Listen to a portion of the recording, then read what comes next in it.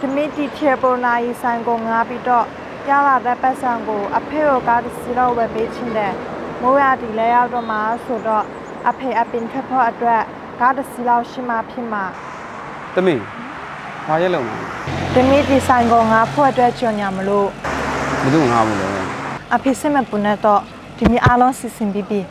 အဖေအိမ်မှာအေးစစ်စစ်စောင့်နေလိုက်ရှင်ရပြီ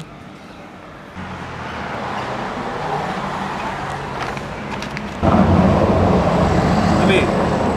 အဲ့လိုကြော်ညာကြိုက်ုံနဲ့ရပါမလား ရမှာပါဒီစံနေရအဲ့လောက်ကောင်းတာငါချင်းလို့အများကြီးရှိမှာပဲ ဟဲနင်တို့ညောင်ဆိုင်ချင်းမှာဘာလာတက်နေရလဲ တမီအဖေကိုကားတစ်စီးလောက်ဝယ်ပေးချင်လို့ နေဖေကိုကားဝယ်ပေးချင်တာငါတို့ဆိုင်နဲ့ဘာဆိုင်လို့လဲ ဒီဆိုင်ကနေရကောင်းတော့ငါလိုက်ပတ်စံများကြီးရမှာ နေပါဦးနေတော့ဒီဆိုင်ကိုငါ့အောင်ဒီဆိုင်မဲရှင်းကနေလို့လာငါလား